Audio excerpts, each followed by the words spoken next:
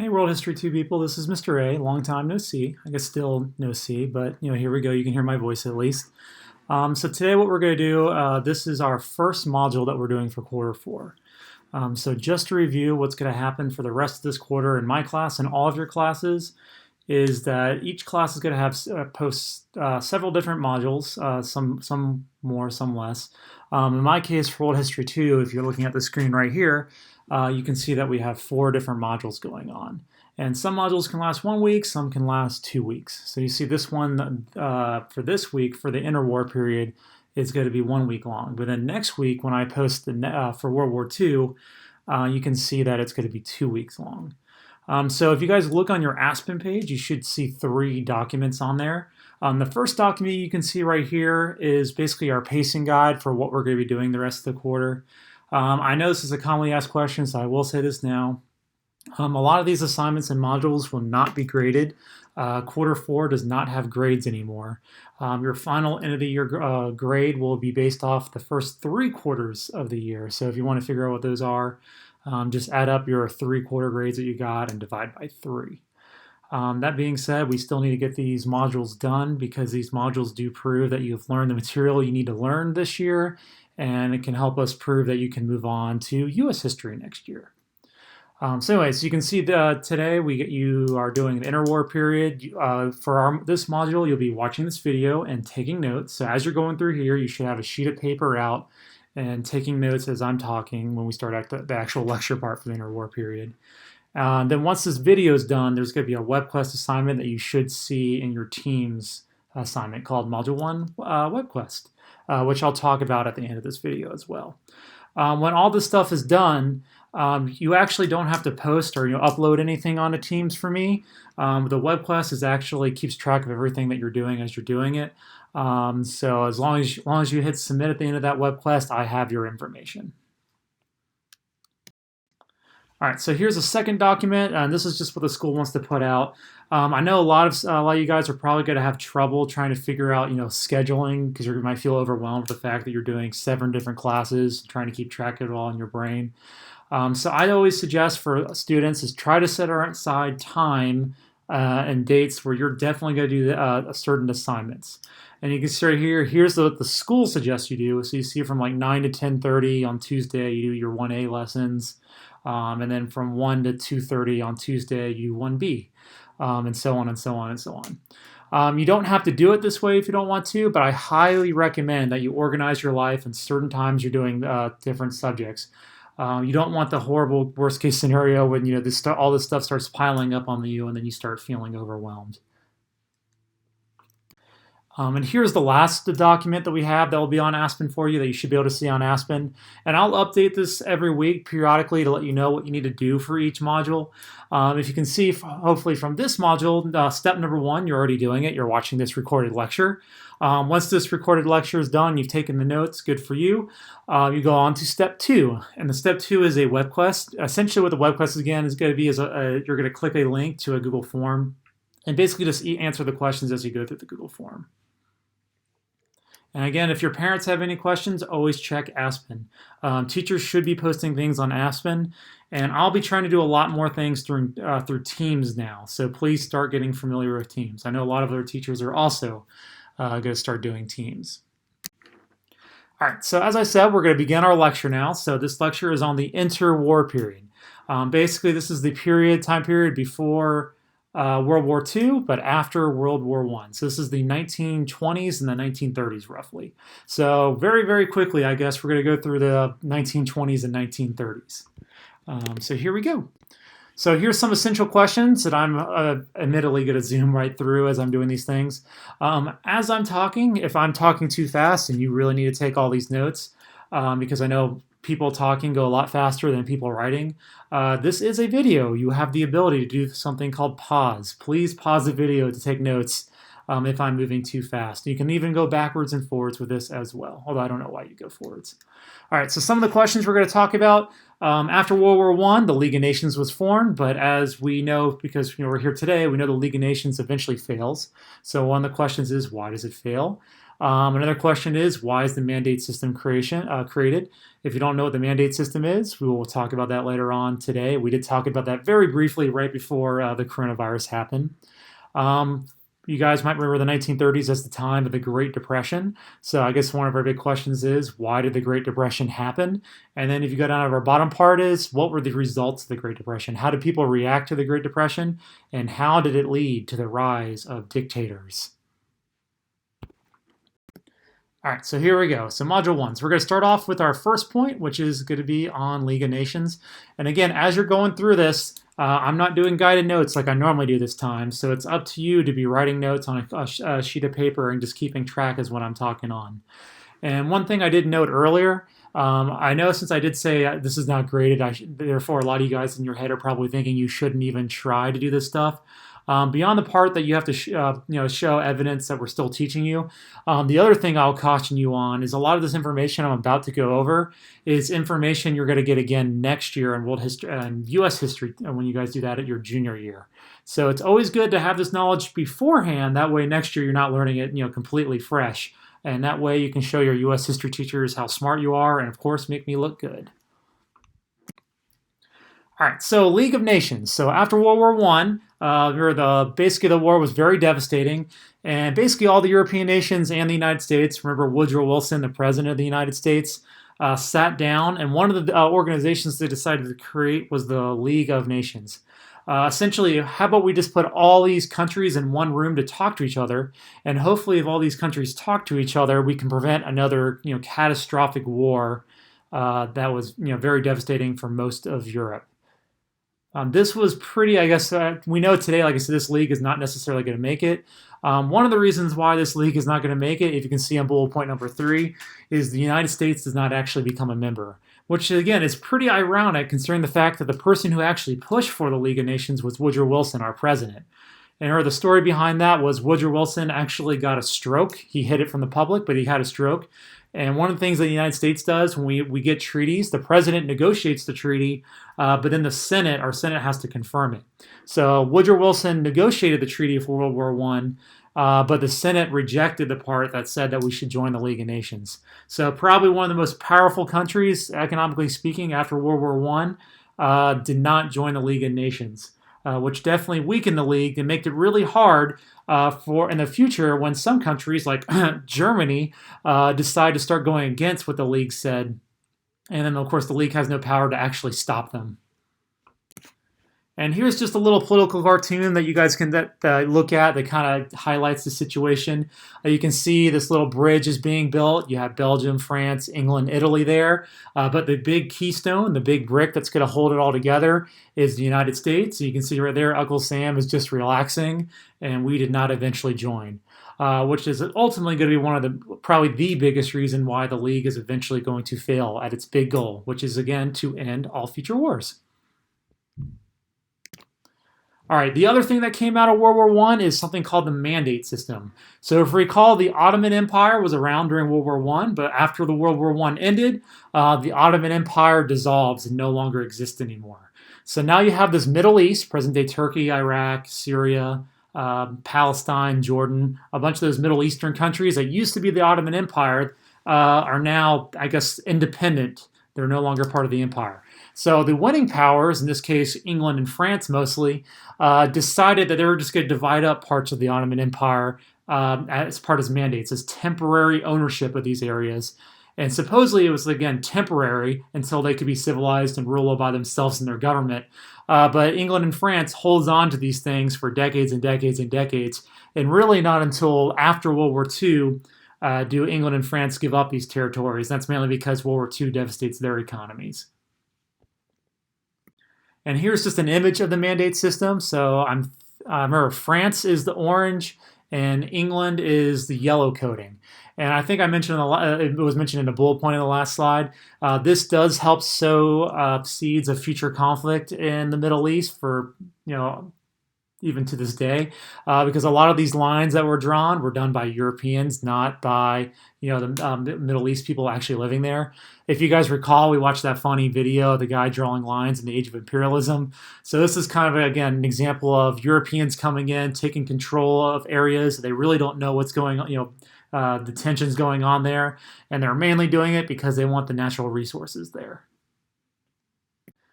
And then the last cause, which I'll mention right for the last, I guess, effect of World War One, then I'll mention the top right corner you can see right there is German reparations. So one of the things that happens in World War One, after World War One, is that the leaders get together and they all decide to blame Germany for the war. Even though, if you recall, it was really Austria-Hungary and Serbia fighting it. So if anyone, I would argue Austria-Hungary should be the one getting the blame. But either way, especially France really hates Germany at this point because Germany decimated France. We decide to blame Germany for the war and make them pay reparations. Definition, you should definitely know this definition. Reparations is basically war dues. Basically, you have to pay, you have to repay people for damages that you caused. So we make Germany pay a huge amount of war reparations to the point when it really destroys their economy. And the only reason why their economy really survives is because the United States helps give them loans to keep them afloat. And keep that in mind for our bullet point number 2 in the top right corner here. When the Great Depression happens, it actually starts in the United States and then it helps spread to the rest of Europe, mainly because the rest of Europe starts becoming deeply tied together with the United States economy. So it's kind of like a domino effect where the economy takes the United States and then it spreads over to Europe. Then we're again shifting gears to the cause of the Great Depression, really starting in the 1930s. As I already mentioned, it starts in the United States and then spreads to the rest of the world, partially because the United States becomes, our economy becomes really a global economy. If we fall, a lot of other countries also fall. And one of the bad things that how people reacted, you can see in the bottom left-hand corner, is the high protective tariffs. Tariffs, again, are taxes on goods when you're trading. So one of the ways that people reacted, including the United States included, is when the economy started tanking, we started saying we're only going to buy goods from our country. We're going to basically build up these tariffs, so no trade with other countries. We're only going to benefit ourselves. And all that did was decrease trade, which ended up hurting the economy even more. Tariffs in general usually don't work and help propping up an economy. It usually ends up hurting it. The fourth bullet point, which I'll mention very briefly right here, which you guys might have remember experiencing with the stock market game. During the 1920s, the stock market was booming. So what happened here, extension of this credit, was basically giving out loans. A lot of times people would be getting very generous loans, like very risky loans, and then doing things like buying things that they shouldn't end up buying. And then when the stock market crashed, people couldn't pay off the loans, which caused a lot of people to go bankrupt. So 1930s, resulted in the Great Depression, the worst economic depression in world history that we've had. You can see several bad things happen. High unemployment. A lot of people lost their jobs. So that makes it really hard for them, pay for housing and pay for food. Back then, when the economy crashed, that also caused banks to fail. So if you ever talk to your great-great-grandparents, or you can talk to your parents about their great-great-parents, a lot of those people in that generation did not trust banks because they remember when the Great Depression happened, the banks closed and they lost all their money in the banks. One of the things that we do in the Great Depression, we actually have something called FDIC, which we'll talk about more next year, which essentially means today, as a result of the Great Depression, the government actually backs up money in the bank. So if the bank does crash, the government will still guarantee you don't lose the money. That is definitely that's after the Great Depression that happened.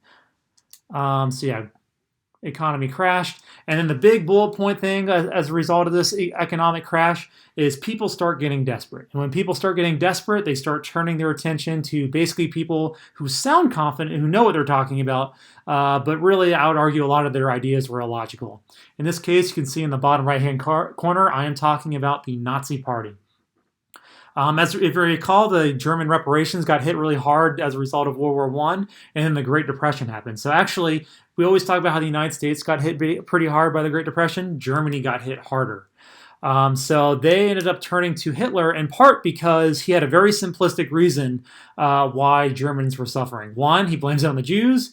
That's really the biggest part right here. And two, he even mentions where basically their current government betrayed them because they should have won World War I, and it was only because of their government the reason why they lost. So here's just a little graph showing you the stock market. You can see right there the very, very steep sell-off that happened in 1929 that caused a panic. And really the Great Depression lasts throughout the 1930s. And I would argue that the Great Depression did not come to an end until World War II started, when we started manufacturing equipment to fight in the war. All right, so our big theme that we're talking about this unit, interwar period, is really economic, the economies crashed, and as a result of these economies crash, we had a couple dictators rise to power. So the first dictator that we want to talk about is Adolf Hitler. So as I mentioned before, Germans were suffering economically, and out of that economic suffering, Hitler was able to rise to power. And he was a Nazi. He believed in fascism. So basically, everyone gives everything to the state. Extreme nationalism, basically, we are Germans, hurrah, hurrah, go Germans. And he even started doing things like Germans in other countries should be part of Germany. So he started taking over different pieces of other countries around him because he claimed they were Germans and naturally German, and therefore they should be part of the German Empire. In the United States and actually the rest of Europe during his time, he actually ruled for about 10 years before World War One. But we didn't really World War II, I should say, but we didn't actually do anything about it, mainly because no one actually wanted to fight a war with him. Because we just experienced World War One, we don't want to experience a second World War. The second dictator that happens during these interwar periods is Joseph Stalin. So if you remember, Russia also does not exist anymore as a result of World War One. They become the Soviet Union and they become communist. Vladimir Lenin dies in the early 1920s, and the person who eventually takes over is Joseph Stalin. And he is, he is communist, but he's essentially a dictator of his country, where the government really just controls everything. Some of the things you need to know about him: he has this communists come up with a 5-year plan, which essentially means they have different economic goals they need to accomplish every 5 years. Like we need 100,000 amount of steel every year, make it happen. And I would argue, and most historians argue, that the 5-year plans, I guess they were successful. They did get X amount of steel or whatever they actually said they needed to do. But economically, just because you produce a certain amount of steel doesn't mean you're doing it efficiently. So eventually, those 5-year plans actually caused a downfall of the Soviet Union. That's not until the 1980s, really far off. Collectivization is one of the vocab words I think we very briefly talked about in your vocab cards. Essentially what that was, you take large farms, put your peasants on them, and together as a collective, farmers can make enough food for everyone to survive. I guess good in theory. You can see a little propaganda poster there of everyone being happy. But in practice, I would say did not work off very well. The other thing I want to mention about Stalin is the Great Purge. And essentially what Stalin did with his Great Purge is anyone he thought threatened him or communism in general, he would send to Siberia or kill. So not necessarily the nicest guy you really want to mess with. So this slide right here, I'm not going to spend a lot of time on here. This is kind of just an overview of the two dictators we talked about so far. Germany went to Hitler, fascism, Nazis, and slowly they got more and more powerful. And of course, anti-Semitism blamed the Jews. Whereas in the Soviet Union, they turned to communism, and they did the 5-year plan and the Great Purge. All right, the two other dictatorships I want you guys to know during this time period is in Germany and Italy. Not Germany and Italy, Japan and Italy. So Japan, basically they embrace militarism. They grow their military very strong. And then with that military, they use that to invade China and Korea. So some people talk about, and when did World War I start? World War II start in Asia?